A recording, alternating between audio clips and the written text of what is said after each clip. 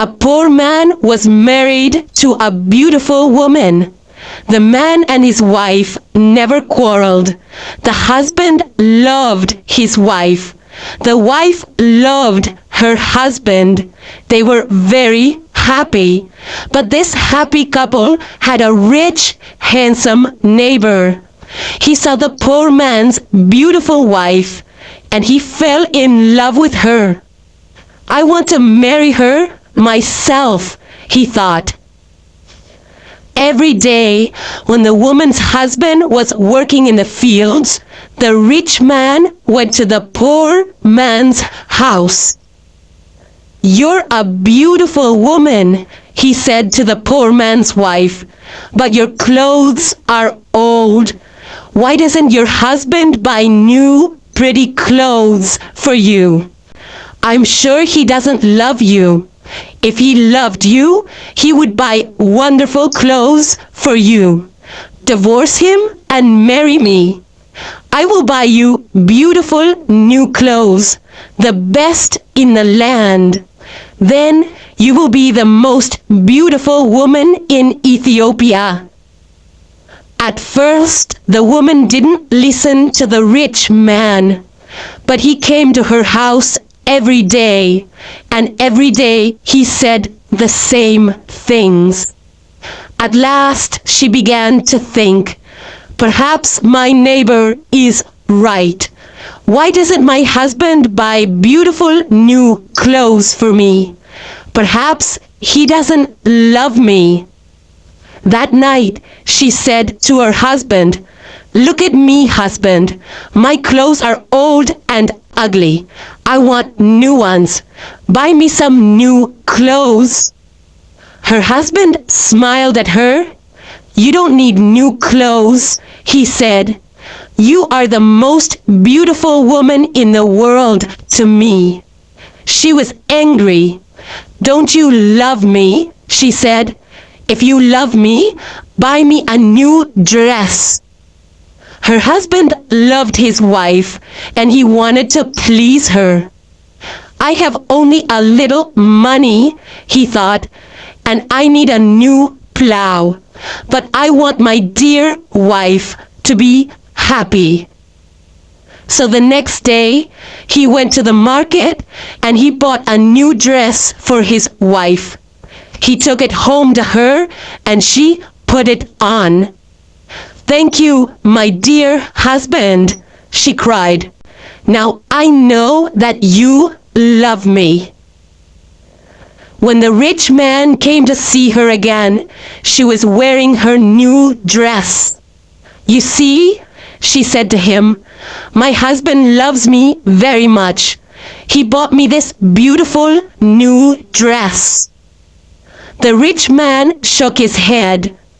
But a good husband doesn't only give his wife new, he gives her gold. "Where's your gold necklace? Where are your gold rings? Why doesn't your husband give you those?" He opened a box and showed her some beautiful gold jewelry. "Look at these," he said. "Divorce your husband and marry me, and I will give all these to you." The woman did not listen to him. "Go away," she said. "I love my husband and he loves me, and we are happy together." But the rich man came again every day, and every day he showed her the box of jewelry. At last she began to think, "Perhaps the rich man is right. Why doesn't my husband buy gold for me? Doesn't he love me?"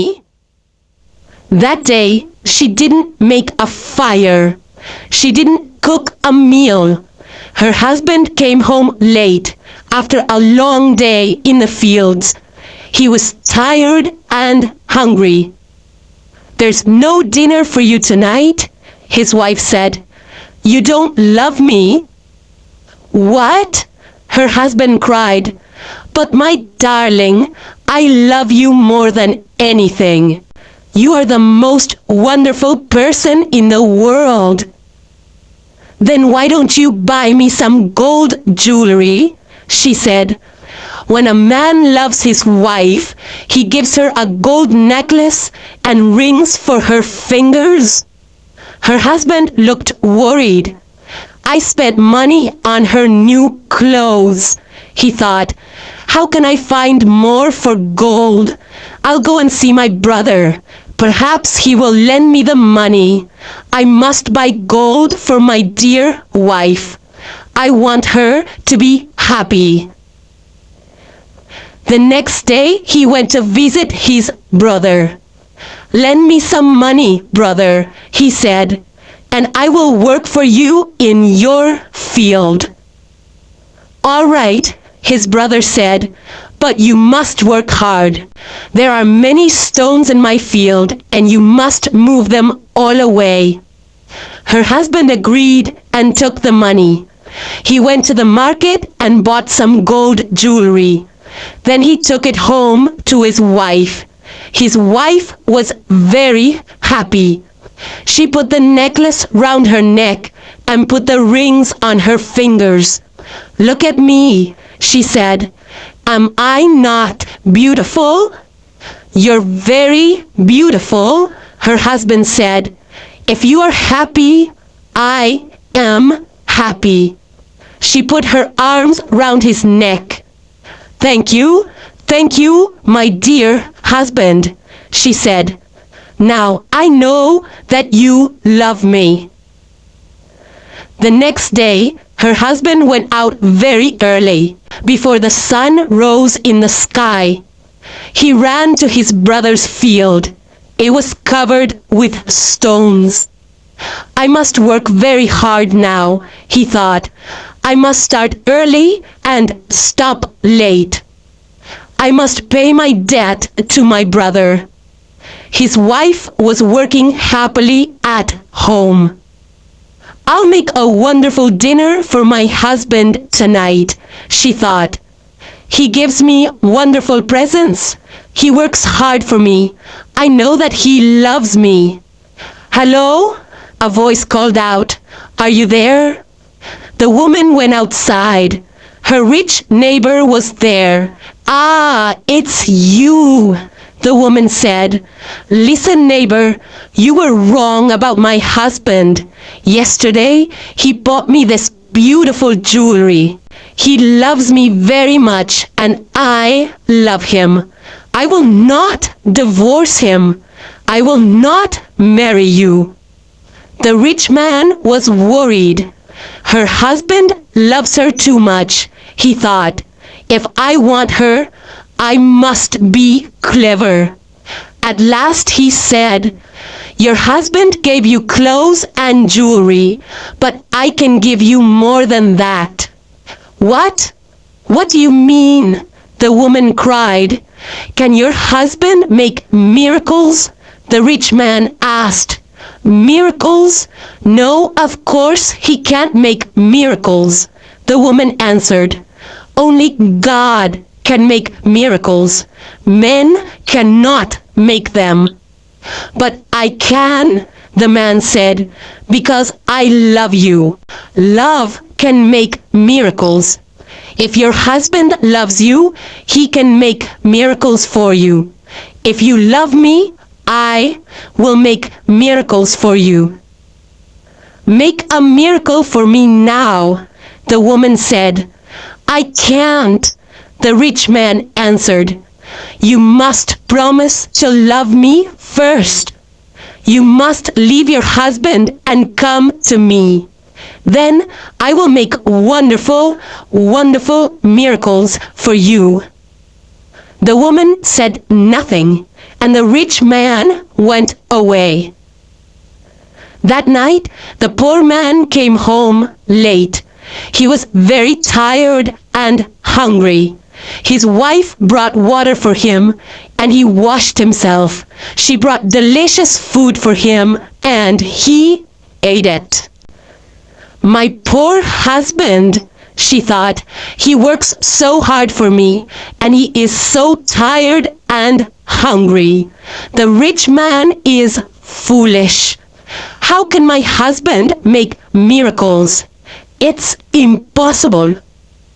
But the next day, and the day after, and the day after that, the rich man came to her house again. "Did your husband make a miracle for you yesterday?" he asked the woman. "Leave him and love me, and I will make many, many miracles for you every day." At last, the women began to listen to him. One day, when her husband came home, she was sad. "Wife, dear wife, what is wrong with you?" cried her husband. "Are you sick?" "No," she said. "I'm sad because you do not love me." "What?" cried her husband. "But you know that I love you. I bought you new clothes. I bought you gold jewelry. You're the most precious thing in the world to me." "But you don't make miracles for me," his wife said. Her poor husband was very surprised. "Miracles? Of course I can't make miracles," he said. "Why do you want a miracle? Who gave you the idea?" "Our neighbor came to see me today," the woman said.